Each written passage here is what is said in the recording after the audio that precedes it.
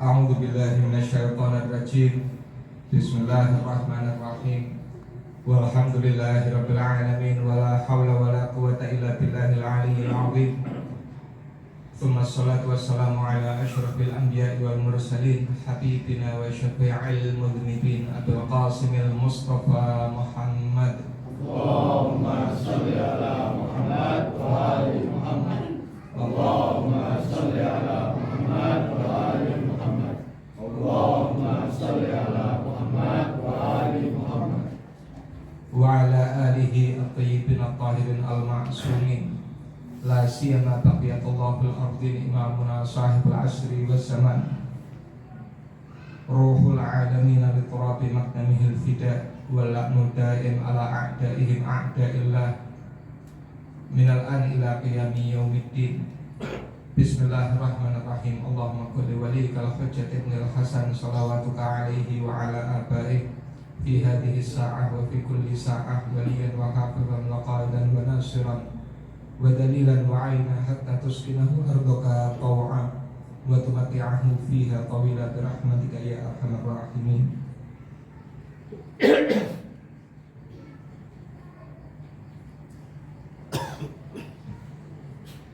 Bismillahirrahmanirrahim.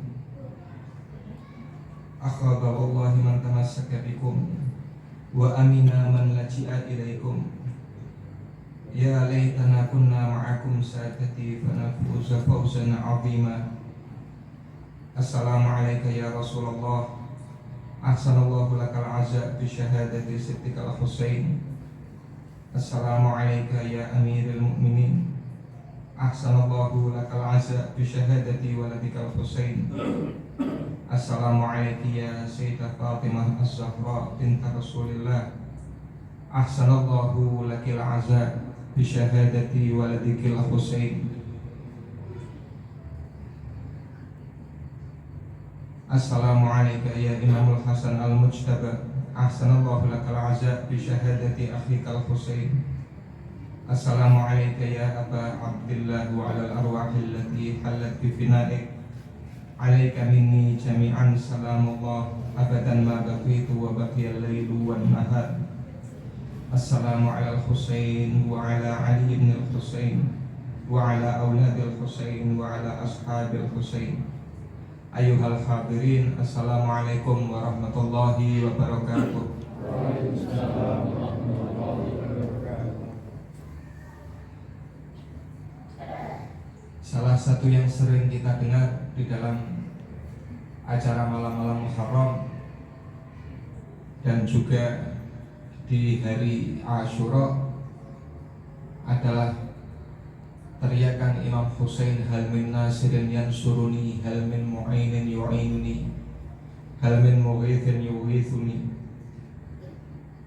Allah subhanahu wa ta'ala memerintahkan kepada Nabi Ibrahim untuk menyeru kepada umat manusia untuk melaksanakan ibadah haji, pergi ke Baitullahil Haram. Lalu Nabi Ibrahim berkata, ya Allah, bagaimana aku bisa menyeru kepada seluruh umat manusia?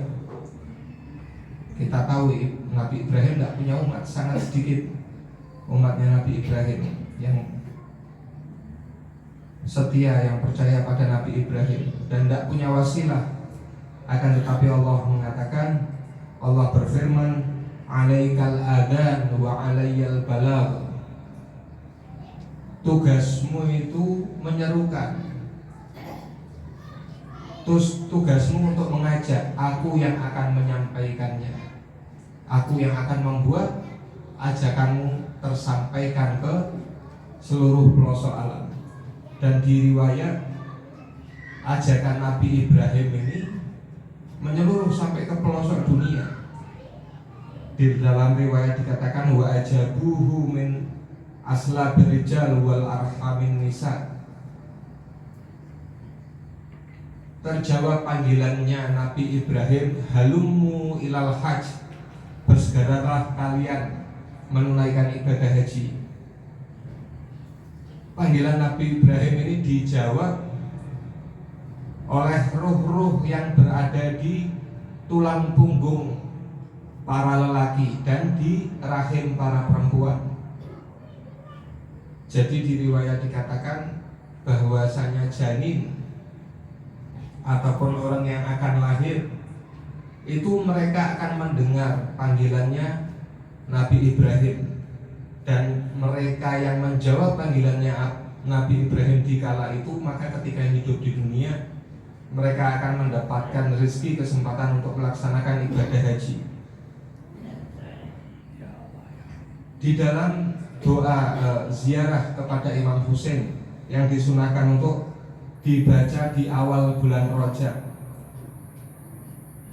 dikatakan di dalam ziarah tersebut, labbaika da'i Allah, labbaik wahai penyeru kepada Allah. Jadi panggilannya Imam Husain ini sebagaimana panggilannya Nabi Ibrahim. Allah Subhanahu wa ta'ala dengan kuasanya menjadikan panggilan Imam Husain itu seruan yang bisa terdengar sampai zuhurnya sahibul asri wa zaman ajalallahu ta'ala farajahu syarif, terdengar sampai seluruh penjuru dunia. Bukan hanya yang saat itu mendengarkan perkataan Imam Husain, dan sering kita mendengar cerita ataupun riwayat tentang orang-orang setelah zaman itu yang mendengarkan panggilan Imam Husain. Kejadian Asyura, kejadian Karbala, suatu kejadian yang begitu luar biasa, begitu agung, begitu besar, hingga Allah Subhanahu wa ta'ala telah mulai mempersiapkannya, telah memulainya dari alam ruh. Ketika di alam ruh, alam mitsaq, Allah Subhanahu wa ta'ala menawarkan pengorbanan di hari Asyura di Karbala. Dan di alam roh tersebut Imam Husain yang menjawabi panggilan Allah Subhanahu wa ta'ala.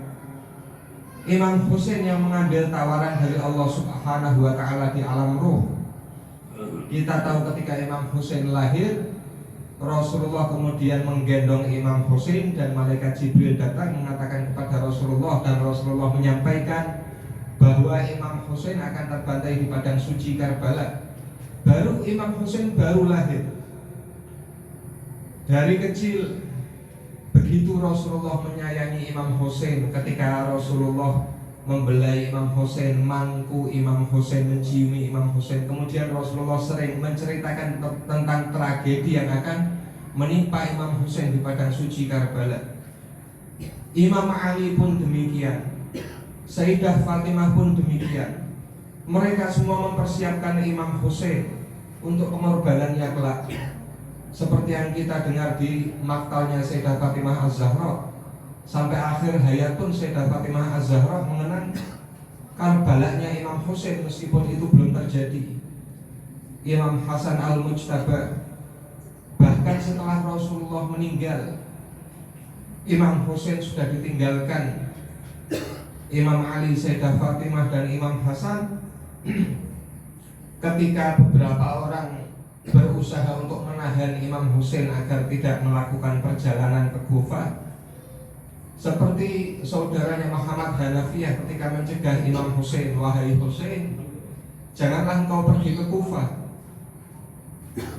Tidakkah kau lihat bagaimana mereka mengkhianati ayah kita? Mereka orang-orang yang tidak dapat dipercaya. Namun kita saksikan apa jawabannya dari Imam Husain. Ataniya jaddi Rasulillah, kakekku datang di dalam mimpiku dan mengatakan kepadamu, ya Husain, ukhruj ila Kufah, wahai Husain, berangkatlah ke Kufah. Fa innallaha syaa ayyaraka qatila, sesungguhnya Allah Subhanahu wa ta'ala berkehendak untuk melihatmu terbunuh di padang suci Karbala. Kemudian Muhammad Hanafiyah mengatakan, kalau memang tidak bisa dicegah, memang engkau harus melakukan perjalanan tersebut, paling tidak biarkan para wanita di sini, anak-anak kecil, kesian kalau sampai mereka ikut, mereka akan tertimpa bencana. Namun Imam Husain kembali menjawab, innallaha syaa ayyarahunna sabaya, Allah berkehendak untuk melihat mereka menjadi tawanan.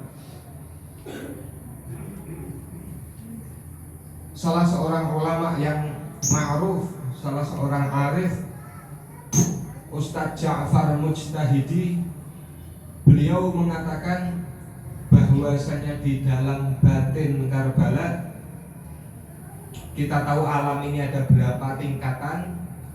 Seperti jika ada jin saat ini di sini, kita tidak bisa melihat dia di dimensi yang berbeda. Malaikat pun demikian, alamnya lebih tinggi lagi, kita tidak bisa melihat.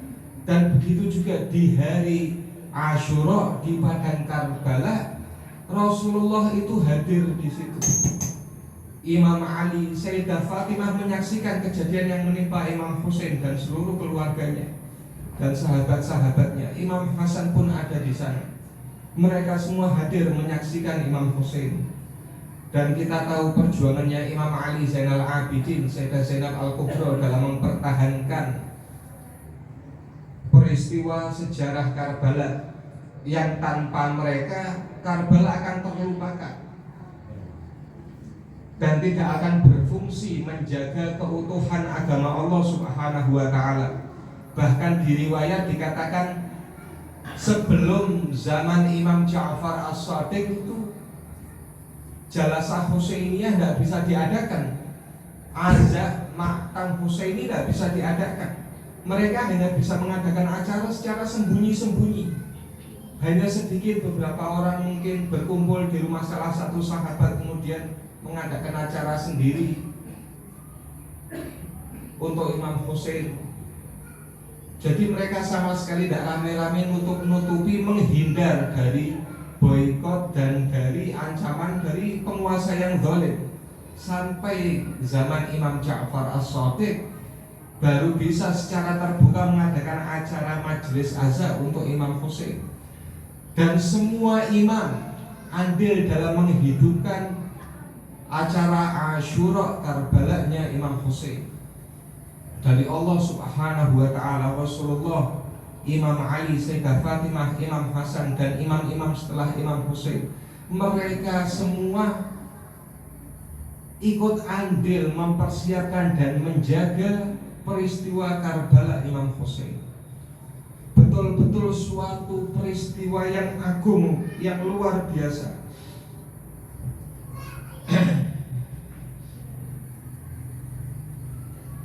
Dan di dalam peristiwa itu, ketika Imam Husain mengajak ataupun berteriak kepada manusia, hal min nasirin yansuruni, hal min mu'inin yu'inuni, sejatinya panggilan Imam Husain ini bukanlah permintaan tolong. Meskipun kata-katanya, adakah yang mau menolongku, adakah seorang penolong yang akan datang menolongku, akan tetapi di sini Imam Husain tidak meminta tolong kepada siapapun. Allah Subhanahu wa ta'ala berfirman di dalam Al-Qur'anul Karim, in tansurullah yansurkum wa yuthabbit aqdamakum. Jika kalian menolong Allah Subhanahu wa ta'ala, maka Allah akan menolong kalian, Allah akan menetapkan langkah kalian, dan Allah akan memberikan rahmatnya kepada kalian. Kemudian Allah Subhanahu wa ta'ala juga berfirman di dalam Al-Qur'an, man dalladzi yuqridullaha qardan hasana. Siapa yang mau meminjamkan uang, man dalladzi yuqridullaha qardan hasana. Siapa yang mau memberi pinjaman kepada Allah Subhanahu wa ta'ala. Imam Ali di dalam Nahjul Balaghah mengatakan, istaghrabakum walahu khazainus samawati wal ard. Meminjam dari kalian orang yang memiliki seluruh kekayaan langit dan bumi. Wastansarakum walahu junudus samawati wal ard. Dan meminta pertolongan dari kalian suatu zat yang seluruh pasukan dan kekuatan langit dan bumi berada di dalam genggamannya. Karena itu bahasa Allah Subhanahu wa Ta'ala di dalam Al-Qur'anul Karim itu adalah bahasa ajakan, adalah bahasa yang penuh dengan kasih sayang, bahasa rayuan, dan bahasa yang membesarkan, memberikan karakter. Contohnya ketika seorang ibu misalnya melihat anaknya umpamanya bawa makanan terlalu banyak, bawa jajanan terlalu banyak, ini kalau dimakan semua sakit, anaknya nanti sakit perut atau kenapa, tidak bagus buat anaknya. Terus ibunya ngomong sama anaknya, "Nah, mau tidak ngasih ibu? Atau boleh tidak ibu minta?" Nanti anaknya seneng, anaknya bisa ngasih. Atau mungkin abah ngomong sama anaknya, anaknya kalau bawa uang banyak, entah dapat dari mana lebaran atau apa, kalau dipegang anaknya sendiri nanti malah jalan kemana-mana beli yang tidak benar. Kemudian ayahnya mengatakan kepada anaknya, "Nah, mau bisa tidak minjemi uangnya ke abah dulu, nanti besok dikembalikan." Ini seorang ibu ini tidak butuh sama jajanan anaknya, ayah tidak butuh sama uang putranya. Putra atau putrinya yang masih kecil ini selalunya apa yang mereka miliki ya malah dari abah ataupun ibunya. Ketika orang tua berkata seperti ini, itu maksudnya ingin ngajari anaknya biar anaknya ini terbiasa memberi, mau memberi, mulai diajari rasa merelakan kehilangan sesuatu yang merupakan miliknya, kepunyaan dia tapi dia kasihkan ke orang lain. Ngajari tapi dengan kata-kata yang penuh kasih sayang dan kata-kata yang memberikan karakter, yang gede membesarkan. Anak dimintai sama bapaknya, oh bapak butuh sama anaknya, oh ibu pengen tak kasih jajan. Anak besar hati, mau ngasih, itu besarkan hati anaknya. Dan ketika anaknya memberi, orang tuanya akan bahagia dan akan memberikan jauh yang lebih baik kepada anaknya nanti. Ini bahasa yang mendidik dan bahasa kasih sayang, bahasa rayuan yang luar biasa. Dan Allah Subhanahu wa Ta'ala menggunakan bahasa seperti ini kepada kita. Barang siapa yang mau menolong agama Allah, maka aku akan menolongnya. Aku akan menyelesaikan permasalahannya, dan aku akan membantunya untuk menetapkan langkahnya, memantapkan langkahnya, dan membantu perjuangannya.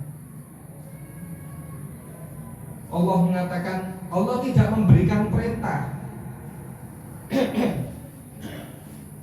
wahai umatku yang punya kelebihan harta atau yang memiliki harta, kalian harus membantu saudara kalian, orang mukmin ataupun orang muslim yang membutuhkan. Allah tidak ngasih perintah, akan tetapi Allah menggunakan bahasa yang halus. Siapa di antara kalian yang meminjamkan kepada saudara kalian mukmin, saudara kalian muslim yang membutuhkan, maka sama saja kayak minjemi aku.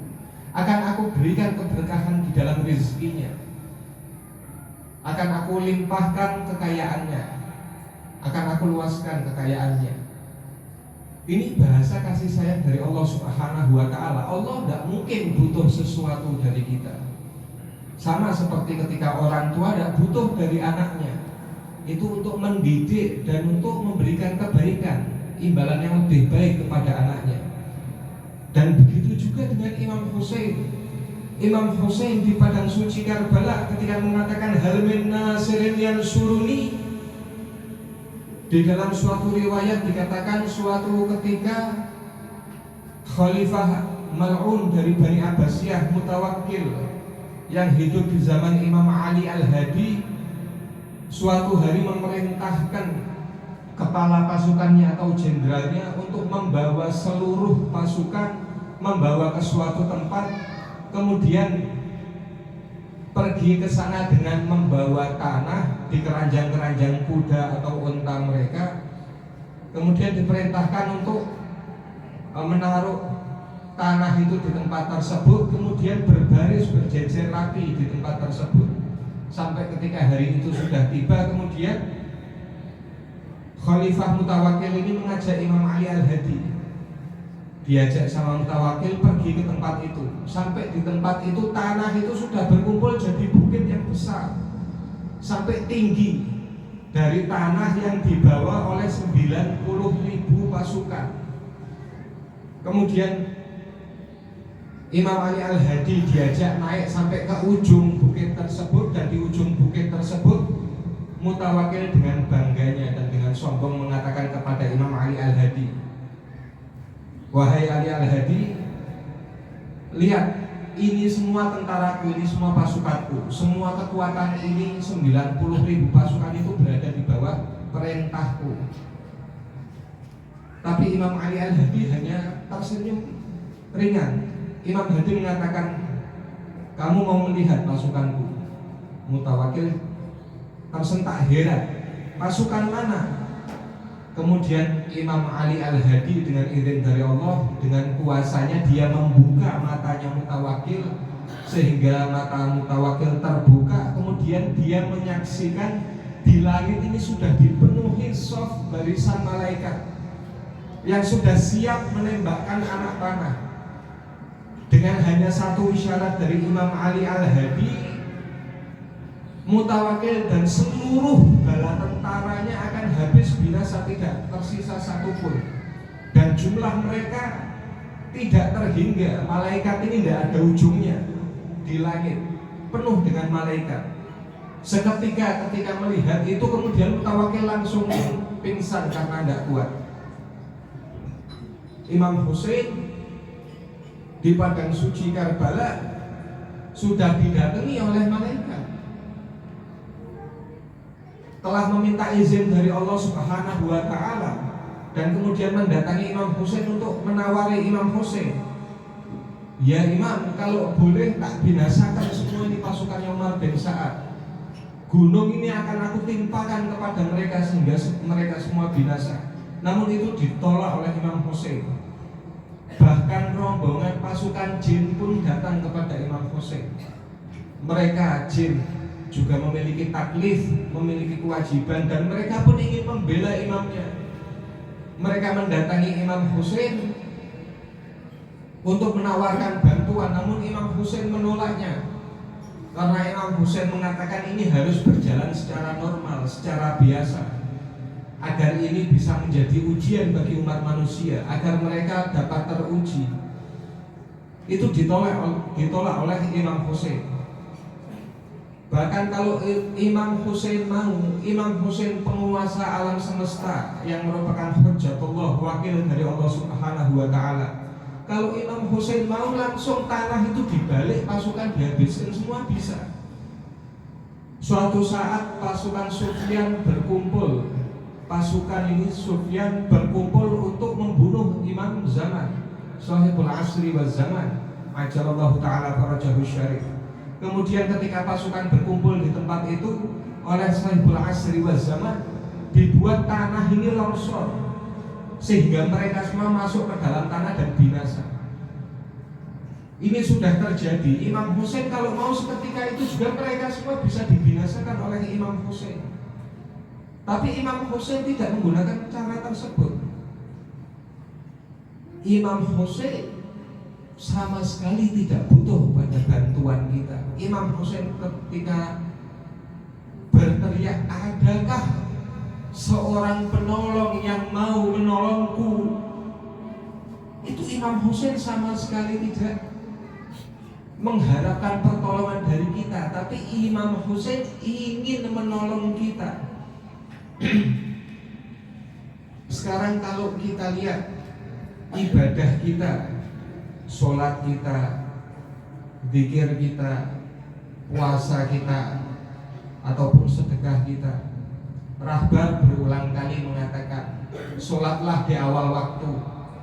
Rahbar seringkali mengatakan, seringkali juga di depan para pemuda mengatakan, sholatlah yang khusyuk. Sholat khusyuk itu gampang.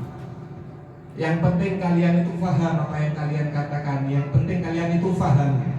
Kalian baru berbicara dengan Allah Subhanahu wa Ta'ala. Kalian jadikan Allah sebagai pendengar kalian. Kalian harus merasa bahwa sedang berbicara dengan Allah Subhanahu wa Ta'ala. Lalu sekarang ketika anak kecil aja, kadang anak kita misalnya berbicara kepada kita atau adik kita berbicara, kemudian kita tidak memperhatikan, melihat kanan kiri, orang gatek node ngomong, orang gatek node cerita. Kadang dia sampai teriak-teriak, atau kadang kita sampai ditarik-tarik. Dengarkan ini loh, ceritaku belum selesai, aku mau ngomong dulu, dengarkan. Sampai kadang kita ditarik-tarik. La na'udzubillah, kita sedang di hadapan Allah Subhanahu wa Ta'ala melaksanakan amal ibadah, yang dengan amal ibadah tersebut tercipta suatu kondisi yang mana kita berhadapan dengan Allah Subhanahu wa Ta'ala, sehingga sholat itu tidak dapat terwujud. Salah satunya dengan wudhu. Kalau tanpa wudhu sholat itu tidak bisa terwujud, harus pakai wudhu. Namun ketika kita menghadap Allah Subhanahu wa Ta'ala, pikiran kita masih kemana-mana. Kita menghadap Allah, tapi bayangan kita yang kita pikirkan nanti lari ke pekerjaan, lari ke keluarga, lari ke masalah dan lain sebagainya. Na'udzubillah. Nanti kadang sedekah wajib ataupun sunnah yang kita berikan, kita sudah memberi sedekah, cuman kadang masih nanti diingat-ingat, kadang masih disampaikan, masih diungkap. Kalaupun tidak diungkap, tapi nanti dia masih ingat, masih merasa senang sudah melakukan sedekah, sudah memberikan sedekah. Diingat-ingat terus, aku sudah memberi fulan, aku sudah memberi fulan, aku sudah korban fulus sekian. Katanya sudah memberi, sudah diberikan, tapi masih dipegangi terus, diingat-ingat, kalau ini uangku sudah tak kasih. Puasa kita, ibadah kita yang lain, walau kalau ibadah kita dihadirkan kepada kita dengan hakikatnya, itu kita malu. Kita malu terhadap ibadah kita. Seorang ulama, seorang arif di malam 23 Muharram, di malam 23 bulan suci Ramadan, di puncak malam Lailatul Qadar, di istilahnya masjid agungnya di salah satu kota di Iran, setelah selesai menyampaikan pidatonya, beliau mengatakan, kalian semua ini lebih baik daripada aku. Kalian semua sekarang malam ini hadir di sini, datang ke sini untuk beribadah kepada Allah, untuk meminta ampun kepada Allah. Kalian datang untuk beristighfar atas dosa-dosa kalian. Karena itu kalian semua lebih baik daripada aku.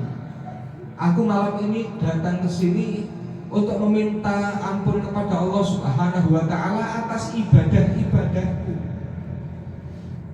Imam Husain di dalam doa Arafah mengatakan, Ilahi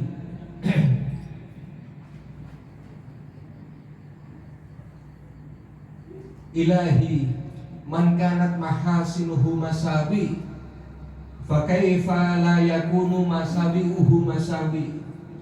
Ya Allah, ya Tuhanku, bagaimana ketika kebaikan-kebaikanku itu adalah keburukan, itu adalah sesuatu yang buruk, tidak baik.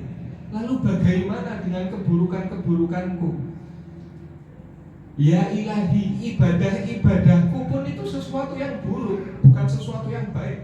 Ibadahku pun itu sesuatu yang harus aku istighfari. Lalu bagaimana dengan keburukan-keburukanku? Imam Ali Zainal Abidin mengatakan di dalam doanya, walastu attakilu fin najati min iqabika ala a'malina bal bifadlika alaina. Dan tidak sekali-sekali aku bersandar pada amal perbuatanku agar bisa terlepas, terhindarkan dari azab-Mu. Akan tetapi aku hanya berharap pada fadilah-Mu dan kasih sayang-Mu. Apakah kita yakin amal perbuatan kita, ibadah kita ini bisa mengangkat derajat kita hingga kita bisa masuk surganya Allah Subhanahu wa Ta'ala? Apakah kita yakin kehidupan kita yang 60, 70, 100 tahun ini bisa menjadi modal yang cukup untuk hidup ribuan tahun, puluhan ribu, bahkan jutaan tahun abadi selama-lamanya di surganya Allah Subhanahu wa Ta'ala? Apakah mungkin bisa amal kita itu mengangkat kita ke surganya Allah Subhanahu wa ta'ala. Kalau ulama mengatakan seperti ini, amal ibadahnya mereka pun jelek, di mata mereka kurang. Bukannya kita ingin menafikan amal ibadah yang sudah kita lakukan, itu semua baik pada tempatnya, dan dengan rahmat Allah, Allah Subhanahu wa ta'ala insya Allah akan menerima amal ibadah kita semua. Akan tetapi kita tidak pernah bisa berpuas diri dengan ibadah kita, merasa cukup atau merasa ibadah kita sudah baik.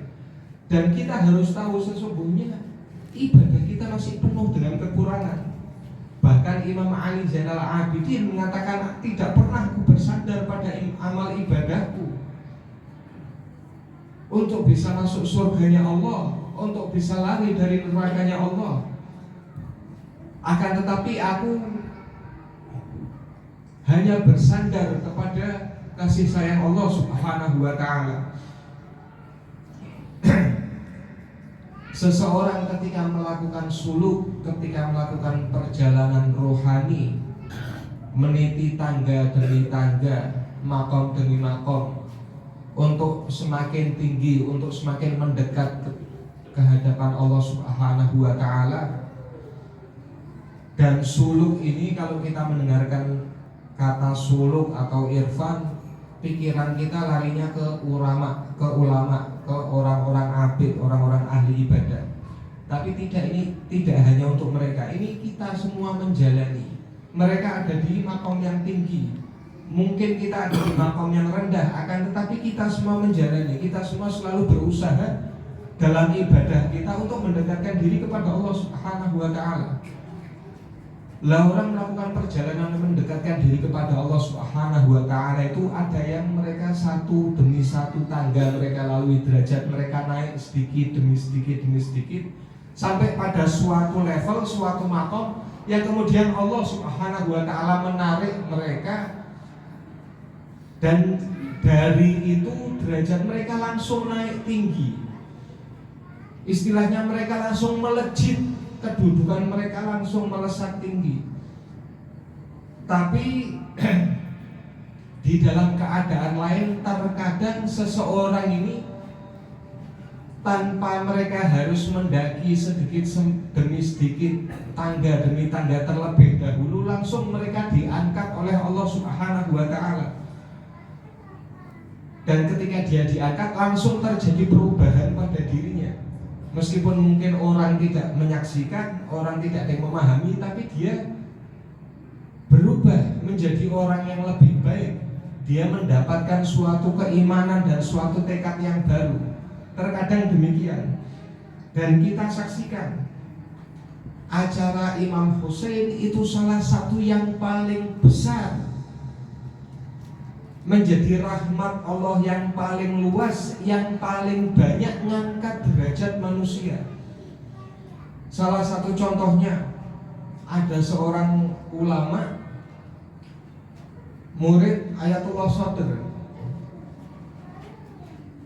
Ulama ini terkenal tutur katanya yang halus, yang luar biasa, terkenal begitu ramah, begitu baik, sampai ketika beliau meninggal ini banyak istilahnya orang-orang abangan, bahkan orang-orang yang tidak benar, tidak tahu agama, orang-orang nakal, itu sampai penuh, sampai mereka semua datang ikut kasih jenazahnya. Saking mahbubnya, saking dicintainya ulama ini. Suatu hari di malam 10 Muharram, ini terjadi 60-an tahun yang lalu. Zaman itu masih Syah yang berkuasa di Iran, dan Iran masih merupakan negara bebas. Negara bebas, bahkan negara istilahnya dari segi agamanya, dari segi kebebasannya paling rusak setimur tengah, ngalah-ngalahi Eropa. Ulama ini setelah ngisi acara malam 10 di bulan Muharram di salah satu tempat atau Husainiyah di Teheran, kemudian selesai ngisi acara, kemudian sahibul yang punya acara ngasih amplop ke ulama tersebut, ditaruh saku, kemudian dia pulang, ditemani sama satu orang yang menemani beliau. Kemudian dia pulang di Teheran ini, dia lewat di suatu jalan. sudah malam, sudah sepi, dia lewat di satu jalan yang namanya Lulezor. Di jalan Lulezor ini istilahnya tempat paling rusaknya di Teheran, di ibu kota. Pusat maksiat itu di situ, di Lulezor. Penuh orang jual minuman keras. Kemudian diskotik dan rumah-rumah perjudian itu penuh di kanan kiri di jalan Lulezor ini. Lah, ulama ini, ustadz ini sama satu orang yang menemani lewat jalan situ, terus kemudian melihat satu orang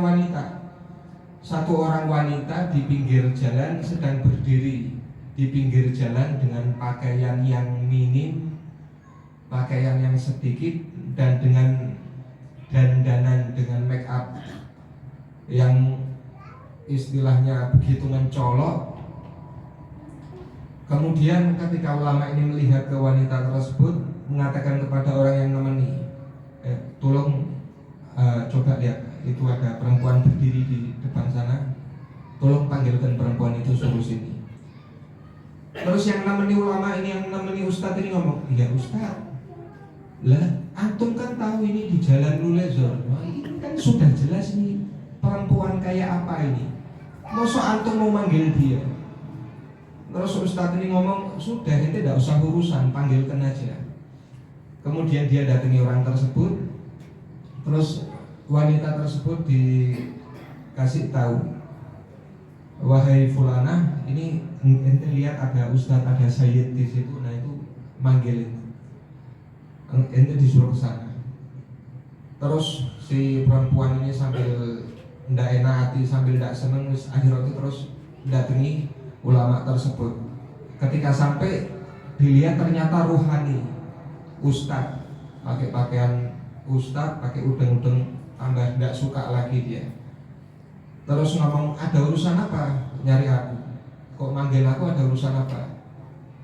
Terus tiba-tiba ulama ini ngambil uang, ngambil amplop dari sakunya, terus langsung dikasihkan perempuan ini. Ulama ini ngomong, wahai fulana, ini anak dapat titipan, ini hadiah buat ente dari Imam Hussein. Tapi ada syaratnya, ente harus janji, selagi uang ini masih bisa mencukupi kehidupanmu, kau jangan sampai berdiri di sini kehilangan malam Muharram, sampai tidak tahu, tidak nyadari malam ini malam apa. Wes ngomong kayak gitu, terus pergi. Ustadz ini terus langsung kembali ngadep jalan, terus pergi jalan.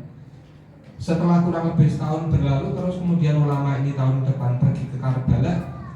Dan ketika ada di halaman Karbala, pemakaman Karbala, terus ulama ini, ustadz ini didatangi satu orang lelaki. Didatangi satu orang lelaki, terus lelaki ini ngomong, wahai ustadz, alafu, ini hari mana nunggu di sana, kalau bisa pengen ngomong sama antum. Fadol antum kesana ngomong, anak ndak ikut sama antum ngomong sama dia. Terus kemudian ulama ini datangi wanita tersebut. Ini harim muhajjabah, pakai hijab, masih pakai penutup kepala juga. Terus ketika ulama ini sudah datang, perempuan ini nyingkap hijabnya, nyingkap penutup kepalanya, disingkat biar sedikit, biar suaranya bisa keluar. Wahai ustadz, apakah engkau masih ingat sama aku? Terus ustadz ini ngomong, enggak, aku tidak ingat. Engkau siapa? Terus perempuan ini ngomong, wahai ustadz, apa engkau lupa tahun kemarin engkau memanggil aku, kemudian memberiku uang. Engkau hanya memberiku, kemudian engkau langsung pergi dan tidak noleh ke belakang lagi. Engkau tidak tahu, saat aku menerima uang itu, aku bersimpuh, aku terjatuh, duduk nangis tidak berhenti, sampai seperempat jam aku nangis tok. Di dalam hatiku aku berkata, ya Imam Hussein, ada urusan apa engkau denganku? Aku ini wanita hina, aku ini wanita yang buruk. Ada urusan apa engkau denganku? Kalau engkau masih memperhatikan aku, engkau masih melihat aku, entah uang ini mau cukup atau tidak cukup buat kebutuhanku, mulai sekarang akan aku tinggalkan perbuatan ini. Terus mulai saat itu perempuan itu langsung jaga dirinya, dia langsung pakai hijab, jadi mutadayyinah. Terus kemudian setelah beberapa waktu, hanya beberapa bulan, dia didatangi lelaki dan diminta dipinang, kemudian bisa menikah. Nah, yang manggil tadi ini suaminya. Si perempuan ini ngomong sama Ustadz ini, ya Ustadz, sampai hari kiamat, sampai akhir hidup, pokoknya aku utang sama engkau. Ini salah satu contoh, dan banyak contoh lain yang sudah kita dengar, dan lebih banyak yang tidak kita dengar. Bagaimana Imam Husain, rahmat Imam Husain, dan acara-acara Imam Husain, keberkahan yang ada di acara Imam Husain, rahmat Allah yang dilimpahkan kepada orang-orang yang mencintai Imam Husain, air mata yang diteteskan karena bersedih atas kejadian yang menimpa Imam Husain, itu bisa ngangkat derajat seseorang, bisa ngangkat begitu tinggi sehingga bisa mendekatkannya kepada Allah Subhanahu wa Ta'ala. Dan ini yang bisa diharapkan untuk membawa kita ke surganya Allah Subhanahu wa Ta'ala kelak, untuk menyelamatkan kita di hari akhirat kelak. Imam Husain memanggil, hal min nasirin yansuruni, hal min mu'ainin mu'ainuni. Itu Imam Husain mengorangkan kita, membesarkan kita, dan Imam Husain memberikan kesempatan kepada kita, merayu kita untuk mendatangi Imam Husain, agar ketika kita datang, Imam Husain akan menarik tangan kita, memegang tangan kita, dan menarik kita dari kegelapan menuju ke cahaya. Imam Husain megang tangan kita, dibawa untuk diangkat derajat kita. Karena itu harapan kita dari bersedih untuk Imam Husain adalah agar diampuni semua dosa-dosa kita, dan dengan itu kita bisa mengabdi kepada imam kita saat ini, sahibul asri wa zaman, ajalallahu ta'ala farajahu syarif.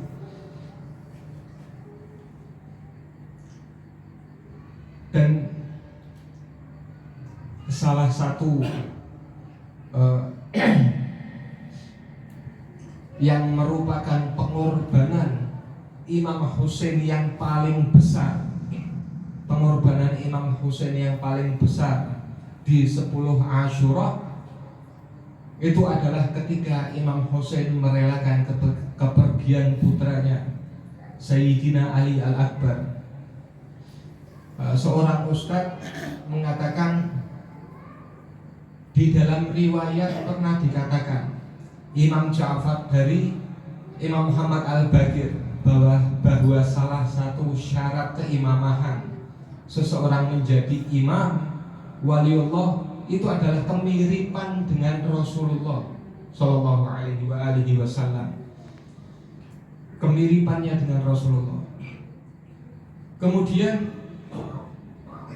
ulama ini mengatakan, sekedar umpamanya wajah anak mirip dengan seseorang, itu suatu hal yang biasa, bukan hal yang besar. Atau mungkin perkataan anak atau nada bicara anak, atau mungkin kata-kata yang sering anak pakai, yang sering anak ungkapkan itu sama mirip dengan seseorang, jadi dikatakan mirip dengan orang tersebut. Itu masih hal yang biasa. Namun contohnya ketika kita mendengar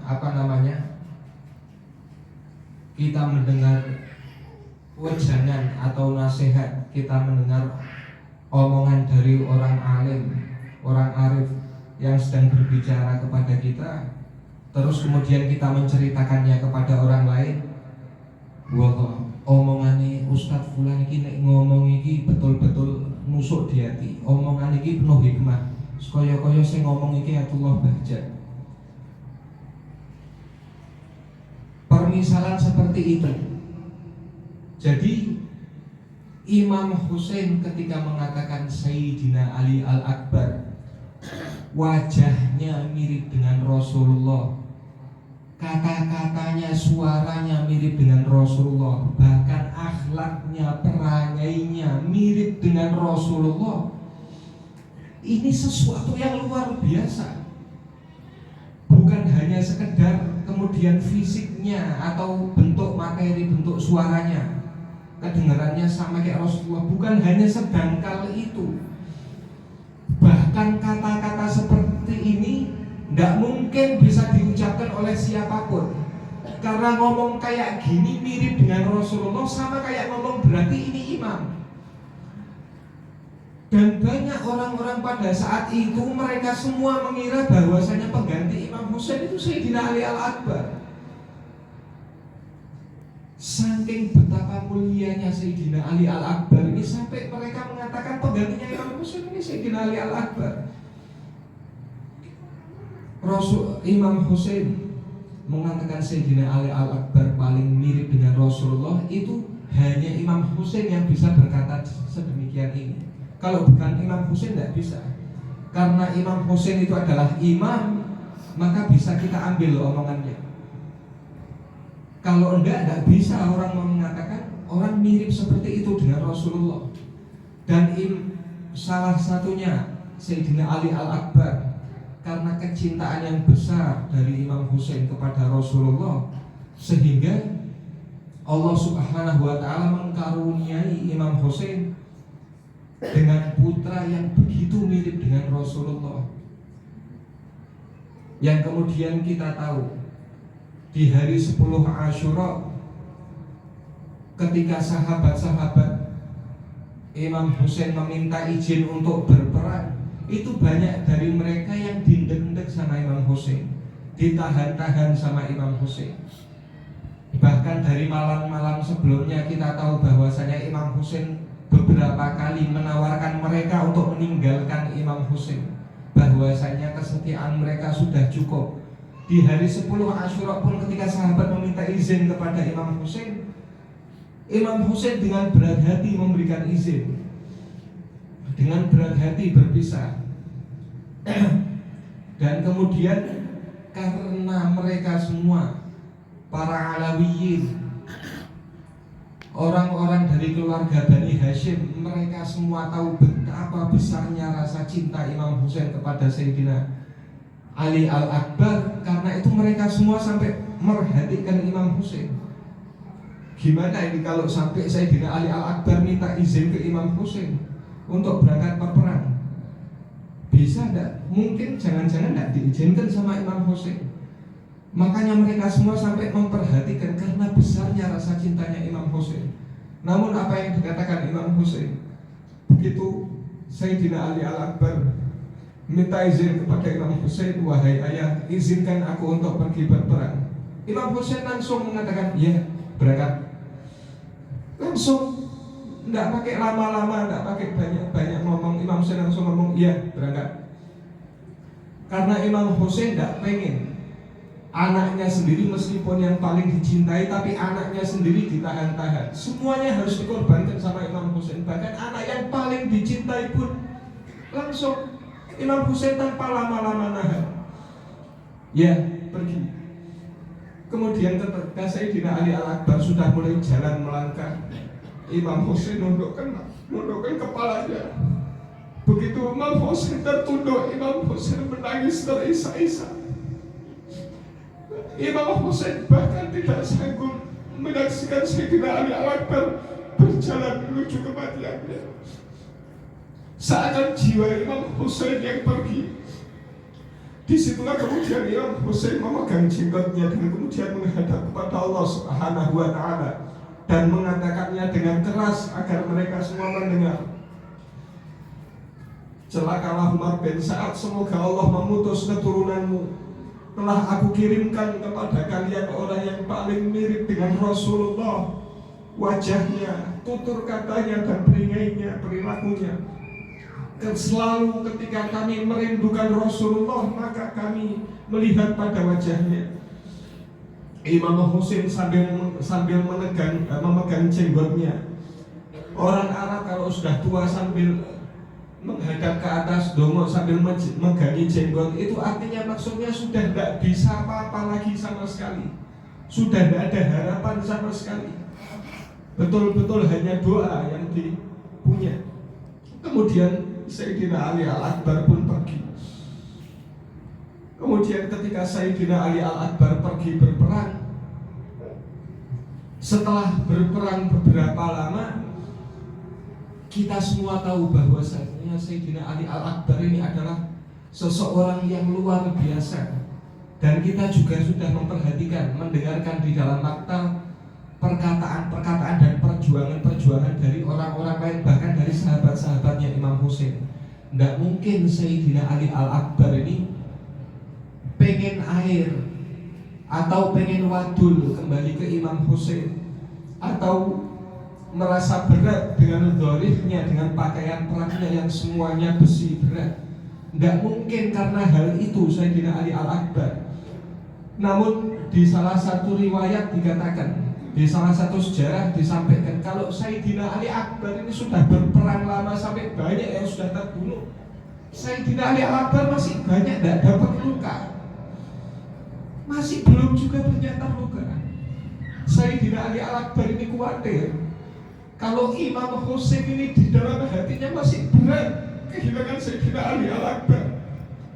Imam Husain tidak mungkin tidak ridho Sayyidina Ali Al-Akbar pergi. Pasti ridho dengan syahidnya Ali Al-Akbar. Namun begitu sedihnya Imam Husain, begitu beratnya Imam Husain kehilangan Sayyidina Ali Al-Akbar, kesedihan ini bisa jadi menjadikan Sayyidina Ali Al-Akbar tidak syahid-syahid. Karena itu Sayyidina Ali Al-Akbar kembali kepada Imam Husain. Sayyidina Ali Al-Akbar yang memiliki santun, akhlak yang luar biasa, sampai dikatakan mirip Rasulullah.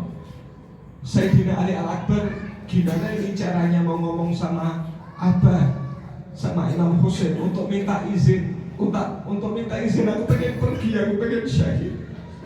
Gimana cara yang sopan untuk minta izin agar abahku tidak terluka, tidak tersakiti hatinya. Alhamdulillah. Lalu Sayyidina Ali Al-Akbar mengatakan, wahai ayah, aku seakan-akan mati karena kehausan.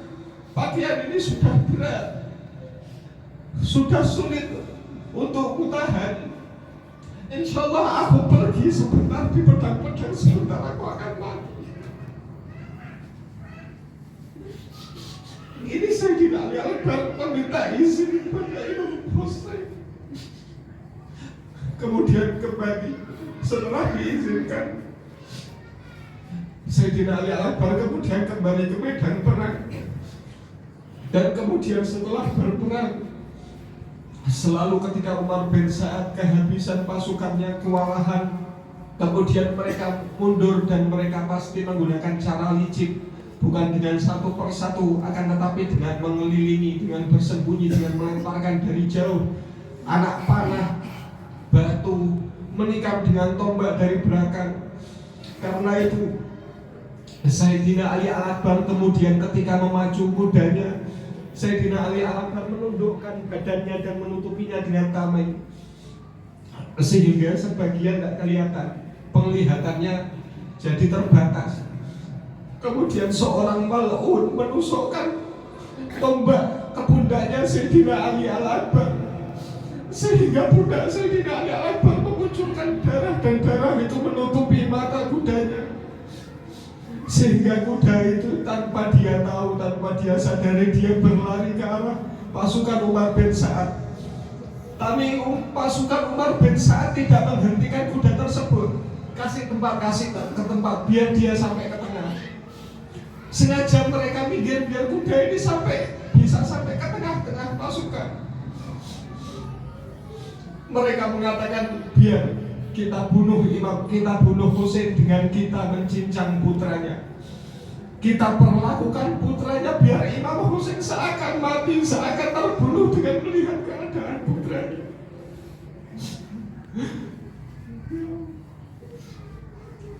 Dan disitulah kemudian tiba-tiba ketika mereka memukuli Sayyidina Ali Al-Akbar, ketika Sayyidina Ali Al-Akbar sudah tertutup dan tidak terlihat, terhalang oleh pasukan mabesa. Kemudian ketika Ali Al-Akbar mengatakan, ya abada alaika minni salam, hada jaddi Rasulullah yaqri'uka salam wa yaqul ajil qudumaka alaika.